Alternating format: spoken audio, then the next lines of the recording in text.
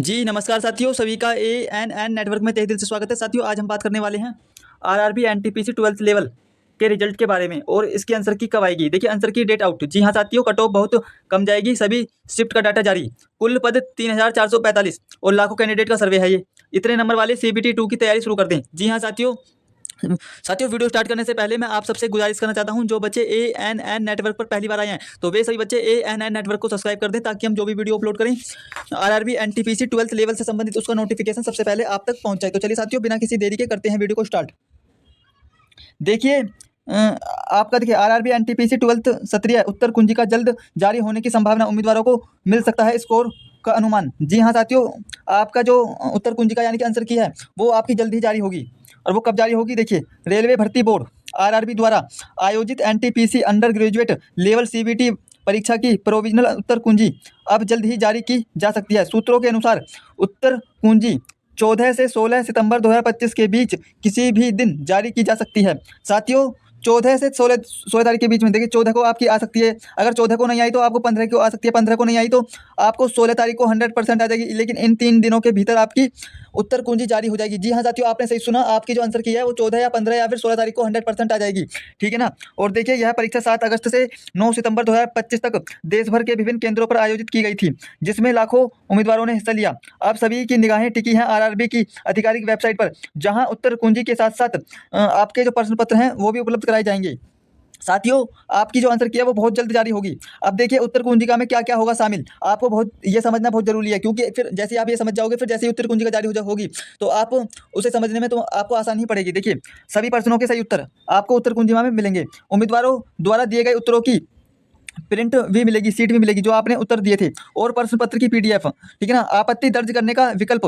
ठीक है ना। प्रति 50 प्रश्न 50 रुपये। साथियों जो भी क्वेश्चन आपका सही होगा लेकिन उत्तर कुंजिका में गलत है तो आप उस पर आपत्ति दर्ज करा सकते हो, लेकिन इसमें एक पर्सन के आपको 50 रुपये पे करने पड़ेंगे। ठीक है ना। इस हिसाब से आपको दे सकते हो चेक करने के लिए। ठीक है ना। और देखिए उत्तर कुंजी कैसे डाउनलोड करें। जब आपकी उत्तर कुंजी आ जाएगी तो आपको किस प्रकार से डाउनलोड करनी है। देखिए सबसे पहले आपको अपने क्षेत्रीय आरआरबी की वेबसाइट पर जाएं। ठीक है ना। जैसे आप आरआरबी की वेबसाइट पर जाएंगे तो RRB NTPC under graduate answer की 2025 लिंक पर क्लिक करें। ठीक है ना। जैसे आप इस लिंक पर क्लिक करते हो तो फिर आपको उस रजिस्ट्रेशन नंबर और जन्म तिथि से लॉगिन करें। ठीक है ना। जैसे आप लॉगिन करोगे अपने जन्म तिथि और पासवर्ड से, फिर उसके बाद उत्तर कुंजी और सीट और प्रश्न पत्र उसे डाउनलोड कर लें। ठीक है ना। और उसे अपने पास डाउनलोड करके रख लें। देखिए अब ये आपको समझना जरूरी है। देखिए आपत्ति दर्ज करने की प्रक्रिया किस प्रकार से होती है। देखिए उत्तर कुंजी जारी होने के उत्तर कुंजी जारी होने के बाद 2 या 3 दिन का आपत्ति विंडो खुलेगा, जिसमें उम्मीदवार किसी भी गलत उत्तर पर आपत्ति दर्ज कर सकते हैं। सभी आपत्तियों की समीक्षा विशेषज्ञों द्वारा की जाएगी और उसके बाद फाइनल उत्तर कुंजी जारी की जाएगी। ठीक है ना साथियों। उसके बाद आपकी जो है फाइनल उत्तर कुंजी जारी होगी आपकी जैसे ही। और फिर देखिए साथियों, पदों का मैं आपको विवरण बता देता हूँ किस किस प्रकार से आपकी आई थी अंडर ग्रेजुएट लेवल की भर्ती। देखिए टिकट क्लर्क की आपके 2022 पद थे, और टाइपिस्ट के आपके 990 पद थे, और अकाउंट क्लर्क के आपके 361 पद थे, और ट्रेन क्लर्क के आपके 72 पद थे। और इस प्रकार से आपके टोटल कितने पद थे साथियों? 3445।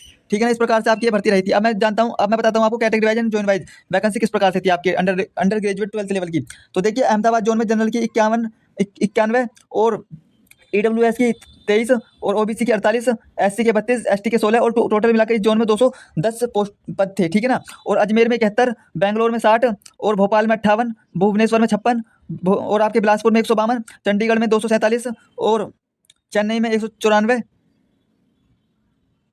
ठीक है ना। और गोरखपुर में 120, गुवाहाटी में 175 और श्रीनगर में 147, कोलकाता में 452, मंडला में 12, मुंबई में 699, मुजफ्फरपुर में 68 और प्रयागराज में 389 और पटना में 16, रांची में 76 और सिलकुड़ाबाद में 89 और सिलगुड़ी में 42 और तिरुवनंतपुर में 172। तो इस प्रकार से आपकी पोस्ट रही थी। ठीक है ना साथियों। और देखिए महत्वपूर्ण बातें ये आपको ध्यान रखना है। देखिए यह रिक्तियां केवल 12वीं पास उम्मीदवारों के लिए हैं। ठीक है। जो जैसा कि आप सभी को पता है चयन प्रक्रिया में शामिल है। देखिए CBT 1 CBT 2 फिर उसके बाद टाइपिंग टेस्ट अगर जिस पोस्ट में लागू हो तो। ठीक है ना। फिर उसके बाद आपका डॉक्यूमेंट वेरिफिकेशन। ठीक है। उसके और सभी जोन में श्रेणीवार आरक्षण लागू है SC ST OBC और EWS के लिए। ठीक है ना साथियों। अब देखते हैं अनुमानित कट ऑफ। साथियों आखिरकार आपकी कट ऑफ क्या रह सकती है 12th लेवल के लिए। अब आप अच्छे से देखें, वीडियो को बिल्कुल भी स्किप ना करें। ठीक है ना। तो देखिए आपको अच्छे से देखना है। तो देखिए मैं अहमदाबाद जोन की बात कर रहा हूँ। इसमें जनरल की 72 से 76, ओबीसी की 68 से 72, एससी की 60 से 65, एसटी की 55 से 60 और ईडब्ल्यूएस की 65 से 70। अजमेर में 70 से 74 जनरल की, ओबीसी की 66 से 70, एससी की 58 से 63, एसटी की 52 से 57, ईडब्ल्यूएस की 63 से 68। और अहमदाबाद में 74 से 78, ओबीसी की 70 से 74, एससी की 62 से 67, एसटी की 56 से 61, ईडब्ल्यूएस की 68 से 72। बेंगलोर में 68 से 72, ओबीसी की 64 से 68, एससी की 56 से 61, एसटी की 50 से 55 और ईडब्ल्यूएस की 62 से 66। और भोपाल में 70 से 74, ओबीसी की 66 से 70, एससी की 58 से 63, एसटी की 52 से 57, ईडब्ल्यूएस की 64 से 68। भुवनेश्वर की बात करूँ तो मैं 72 से 76 जनरल की और ओबीसी की 68 से 72, एससी की 60 से 65, एसटी की 54 से 59, ईडब्ल्यूएस की 66 से 70। और बिलासपुर की बात करूँ तो मैं जनरल की 66 से 70, ओबीसी की 62 से 66, एससी की 54 से 59, एसटी की 48 से 53 और ईडब्ल्यूएस की 60 से 64 अंक के बीच में कट ऑफ रहेगी। ठीक है ना। मैं बात करता हूँ चंडीगढ़ की। तो चंडीगढ़ की 75 से 79 किसकी, जनरल की, और 71 से 75 ओबीसी, 63 से 68 एससी, 57 से 62 एसटी और 59 से 73 ईडब्ल्यूएस। गोरखपुर की बात करूँ तो 70 से 74 जनरल, ओबीसी की 66 से 70, एससी की 58 से 63, एसटी की 52 से 57, ईडब्ल्यूएस की 64 से 68। गोरखपुर की बात करूँ तो मैं 72 से 76 जनरल की, ओबीसी की 68 से 72, एससी की 60 से 65, एसटी की 54 से 59 और ईडब्ल्यूएस की 66 से 70। गुवाहाटी की बात करूँ तो जनरल की 68 से 72, ओबीसी की 64 से 68, एससी की 56 से 61, एसटी की 50 से 55 और ईडब्ल्यूएस की 62 से 66। जम्मू कश्मीर श्रीनगर की बात करूँ तो मैं 65 से 69 जनरल की और ओबीसी की 61 से 65, एससी की 53 से 58, एसटी की 47 से 52 और एसटी की ईडब्ल्यूएस की 59 से 63। कोलकाता की बात करूँ तो मैं जनरल की 74 से 78, ओबीसी की 70 से 74, एससी की 62 से 67 और एसटी की 56 से 61 और एसटी की 68 से 72। माडला की बात करूँ तो मैं 66 से 70 जनरल की, ओबीसी की 62 से 66, एससी की 54 से 59 और एसटी की 48 से 53 और ईडब्ल्यूएस की 60 से 64 अंक के बीच में कट ऑफ रहेगी। ठीक है ना। अब बात करता हूँ मुंबई की जनरल वाले बच्चों की 72 से 76, ओबीसी की 68 से 72, एससी की 60 से 65 और एसटी की 54 से 59 और ईडब्ल्यूएस की 66 से 70। ठीक है। और मुजफ्फरपुर की 64 से 78 जनरल की, ओबीसी की 60 से 64, एससी की 52 से 57, एसटी की 46 से 51, ईडब्ल्यूएस की 58 से 62।